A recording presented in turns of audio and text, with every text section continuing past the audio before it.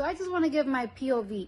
Seeing people looting and going extremely outraged, you know, it makes me feel like, yes, finally is gonna hear us now. Yeah. And as much as people is so against it, at this point, I feel like I'm not against it, even though it do scare me, and I don't want anybody to get hurt. But it's really frustrating. You want to know why? Because police brutality been going on even way before I was born, but it has been more visual ever since, you know, social media started getting popping, and ever since, let's say, Instagram started. Just one app. Let's say since Instagram started, how many peaceful protests have we seen? How many trending hashtags have we seen? These hashtags keep freaking repeating themselves. I feel like I've done videos against police brutality. I feel like this is like my 7th time. Like, I've been doing police brutality videos ever since my teeth been up. And the only that changed has been my teeth. Like, you know what I'm saying? So it's like people are tired. So now they're tired of showing that it's like, oh, are educated, could take the grown and adult way and act peaceful. People are tired of that. So now this is what people have to resort to. And another thing, I also want to say this. Another way for the people to take power, I don't want to make everything political, but it is what it is. It's by voting. And when I say voting, I'm not only talking about the president. We could vote for mayors, we could vote for judges, and we could also vote for DAs, district attorneys. Yes, we could vote for these people for our county. We sure can. The people that are voting for these people are most likely cops, most likely rednecks. That's why every single time that some like this happen, it goes to their favor. Because these people have the powers, DAs, these judges, these attorneys, they have the power to prosecute these cops when they do like this. That's why we have to vote. We have to be aware when these elections are going on. We have to be aware and inform ourselves of these people that are in power. That you think because they're not a senator or they're not a governor or they're not a president, they don't have no power, but they have power where you live at. And that's a fact.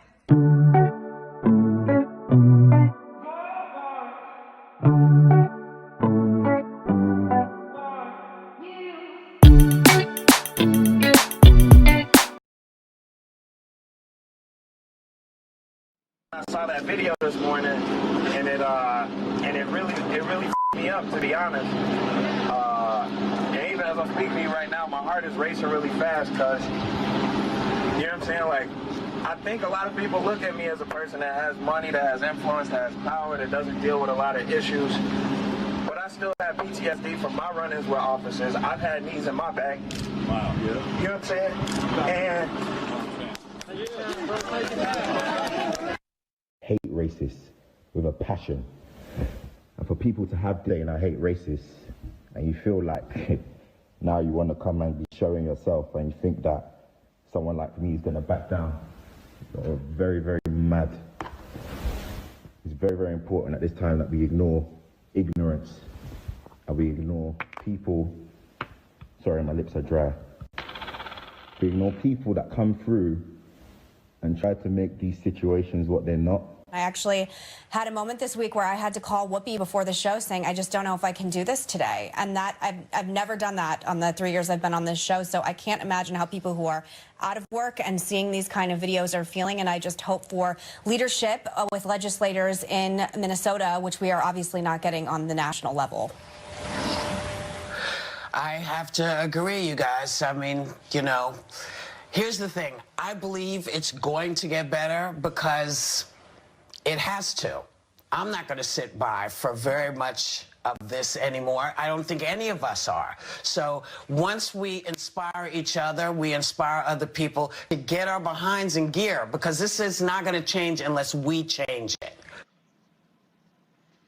Yeah, so Ann says, it's murder plain and simple. Umar says, I just can't comprehend what we are doing and how we're able to tolerate such kind of hatred and misery. Paula said I posted how appalled my hubby, an officer, was about the actions. They replied, I got blaming officers as a whole was deeply, sadly disturbing. And I think that's absolutely true. Like, I think this isn't all police, absolutely not. But I think it's very important at this point for every police officer out there to say something publicly. Because some of the time when we've had these things, police forces get very silent. They want to protect their own. This is not a circumstance, and all these circumstances are not things that you should be keeping silent about. You need to speak up publicly because, yeah, it's not the entire police force as a whole, but there's so many circumstances over and over again of this happening that, yeah, if you're a police officer and you're appalled, I think you need to speak out about it too. It's hard on a day like today to smile and be happy and talk about this sort of news that we talk about. I'm finding it personally very, very difficult to do so. The idea that someone like, let's say John Boyega, one of the people that we're talking about, has to defend when he says that he hates racists is ridiculous to me. Like, this is something that we should be ending, all of us together. The idea of racism and racists in general, it's ridiculous. And the mayor of Minneapolis had said in one of his earlier press conferences, he said on Wednesday that he is looking to press charges against this officer. Like, this is something that has to happen. Like, these are things that need to happen. What did people expect was going to happen when an officer of the law kills a man in the street? What did they think was going to happen? And I feel for the people of Minneapolis, and I feel for the businesses, and also the people that have all the pain. Like, there's so much pain going through there right now. Anyway. Yeah, Simone says these youth cops need to speak up now because silence is the enemy at this point. So there's the whole thing, because I think part of the reason that people are so frustrated is that there's just no leadership. Like, no one's doing anything. We've seen this happening over the past 3.5 years. And of course, there's racism in America. It's been there since the very beginning. But obviously, Donald Trump has very much stoked those fires of racism. And we've seen in the past week, I think this is really a powder keg moment, because in the last, 2 weeks, we had Ahmaud Arbery, killed in broad daylight. And just the beginning of this week, we had Christian Cooper, bird watching in Central Park, and a woman tries to weaponize his race against him because he asked her to put a dog on his leash. And we just don't see the leaders doing anything about it. So Trump's kind of been weighing in on this. He called the looters thugs last night. And then he's tweeted this morning, when the looting starts, the shooting starts. So Taylor Swift is one person who has responded to him on Twitter. We don't have the graphic up because it was just so recent. But yeah, Taylor tweeted, after stoking the fires of white supremacy and racism your entire presidency, you have the nerve to feign moral superiority before threatening violence. When the looting starts, the shooting starts. We will vote you out in November. So yeah, this is something that he does it very subtly sometimes. Because even remember a few weeks ago when a lot of states were under the stay-at-home orders, and he was tweeting things like "Liberate Michigan." So you had white people with their Confederate flags going with their big machine guns and AK or AR-15s go to the state capitol, and police were doing nothing about that, just letting the people do it, or people on a California beach yelling in police faces. And he was actually retweeting that stuff, saying these people are patriots. But yeah, when it comes to black people, he just doesn't care on the same level. So he's always been that person. I mean, Charlottesville as well, the idea where, Nazis are walking down the street and he's saying there's good people on both sides. So I think that's what people are so frustrated. There's just no leadership. There's no one doing anything at all. So what can we do? We have to do something. Absolutely, looting is not the greatest thing to be doing. I mean, let's be clear, Target's going to be fine. No. I know people, work in that place, and, people, are going to be out of work for a little bit, but Target's going to be fine. But I mean, black churches are burned all the time, and that's more of a struggle. So yeah, looting is not the answer in any kind of way. It's not justified, but I get the frustration that people have. What are we supposed to do? You're not doing anything about this stuff. Well, people speaking up and not avoiding it is a big thing. People talking about the importance of the moment that we're in. And again, like you just said it, and everyone's saying it. It's not just a moment that we're in. This is the history of that country.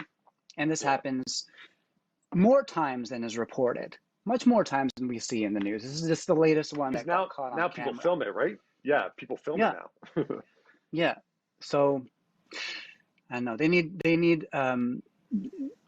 proper leadership, unifying leadership that can push people forward in the right direction. This is not it. Bye.